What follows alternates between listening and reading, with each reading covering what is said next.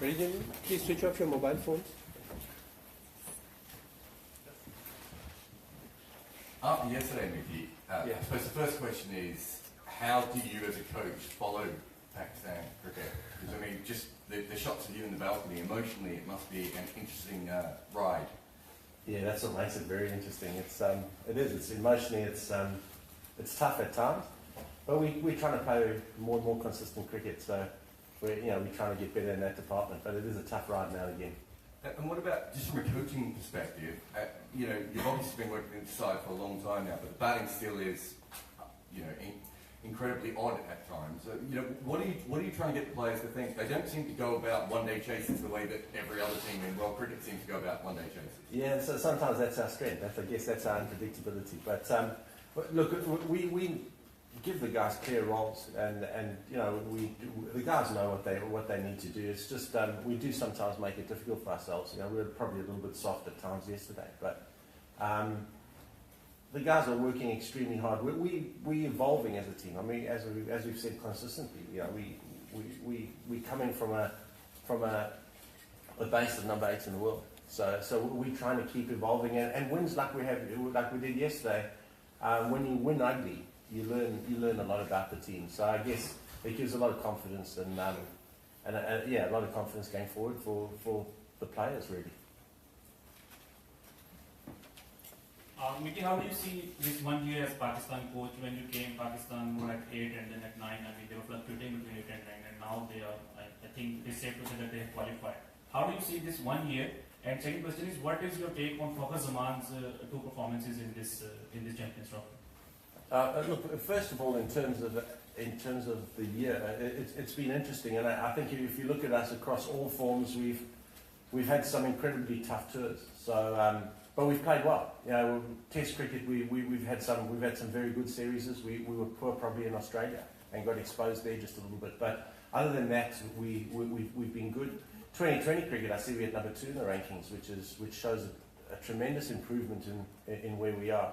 And I do think our one-day team is getting better and better. Now, I sit here trying to build a team for the 2019 World Cup. So at the end of this competition, we're going to have to reassess and then decide which are the players we can work with, which are the players we can take forward for the next 2 years to come here in 2019 and really give the World Cup a proper shake-up.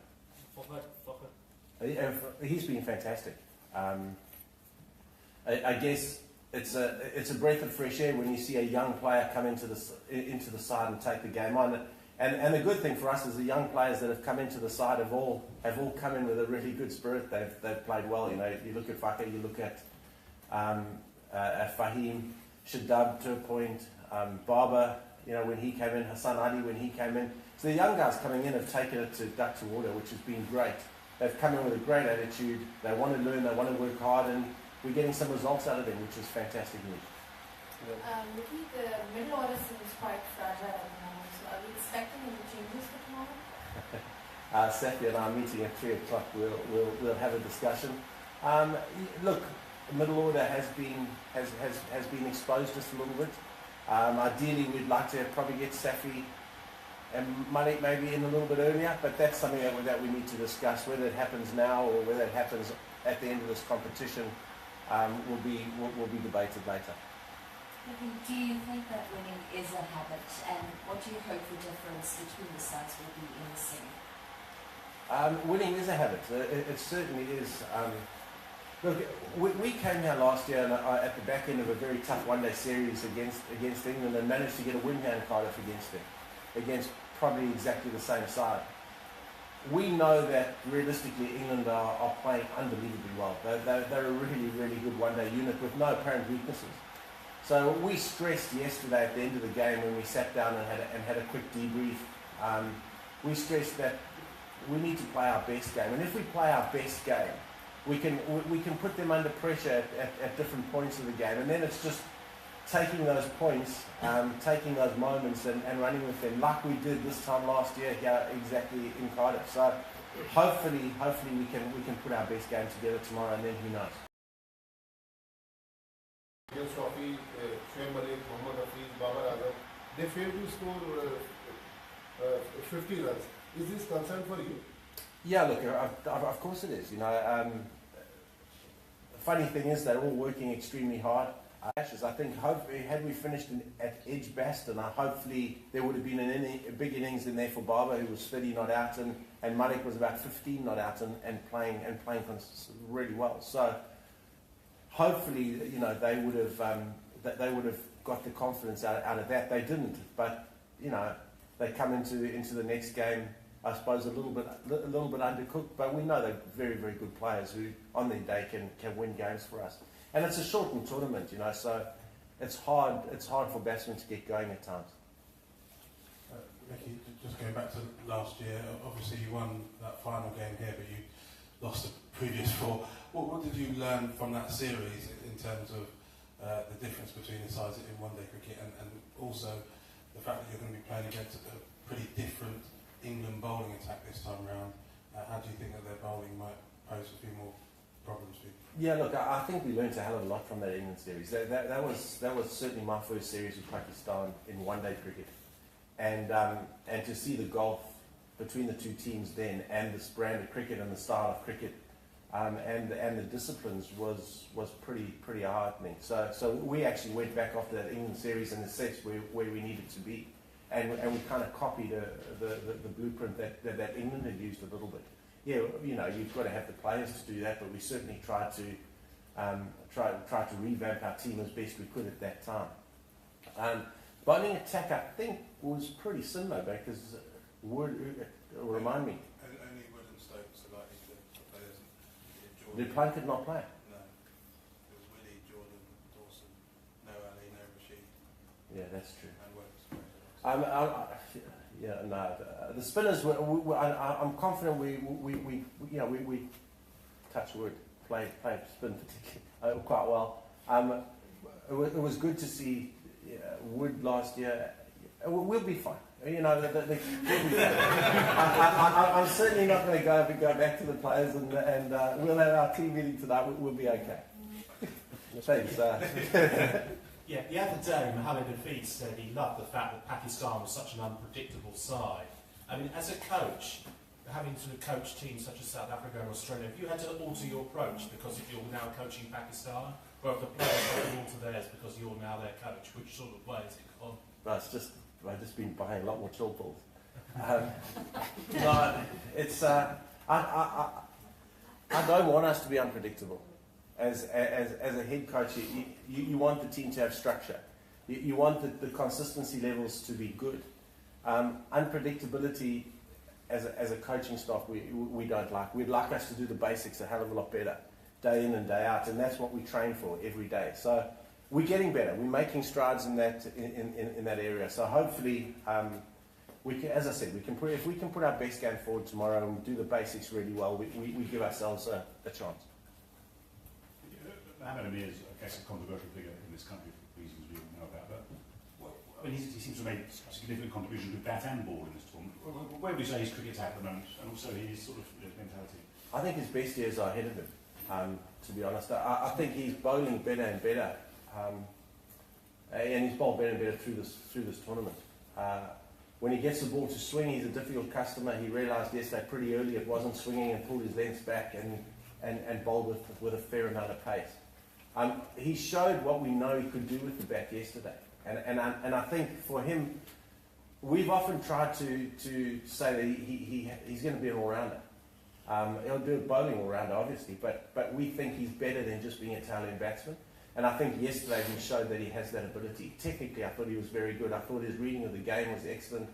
I thought his balance between attack and defence was very, very good, and he handled the pressure situations excellently. So I'm very, very happy as to where he is. And as I said, I do think his best cricket's ahead of him. Okay, before the start of the tournament, Sarfraz has been saying that Pakistan has nothing to lose in this tournament. So are you still have the same mindset as before the semi-final, and or do you think that Pakistan has clicked at the right time? Look, clicked. I mean, we won ugly yesterday. We can't sugarcoat that fact. We've got nothing to lose, yes, but we've always said we're in it to win it. And when we chatted last night at the end of the game, the last thing I want is for us to go away now thinking that, oh, we've got to a semi-final, we're okay, we've achieved. Because that would be a cop-out in my mind. We certainly want to come out and put our best game forward and win, and we want to go to London. We've always said that. That's been our mantra right from the start of this competition.